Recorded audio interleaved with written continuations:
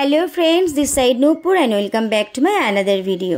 আজকে আমি তোমাদের নিয়ে যাব একটা সুন্দর নস্টালজিক জায়গায়, যেখানে কিনা 90s সমস্ত সেলিব্রিটি তথা 90s মানুষজন আড্ডা মারত। শোভাবাজারের মিত্র ক্যাফে, 47 যতীন্দ্রমোহন অ্যাভিনিউ, রাজা নবকৃষ্ণ স্ট্রিট। 110 বছর পুরনো এই ক্যাফে। ইতিহাস থেকে জানা যায় সুশীল রায়কে গণেশ মিত্র বন্ধুত্বের চিহ্ন হিসেবে এই জায়গাটি দিয়েছিলেন। সেই বন্ধুত্বের বন্ধনকে খোদাই করার জন্যই তিনি এই জায়গাটির নাম দেন মিত্র ক্যাফে। বন্ধুরা, তোমাদের একটু ঘুরিয়ে দেখাই মিত্র ক্যাফে কোন কোন খাবারের জন্য স্পেশাল।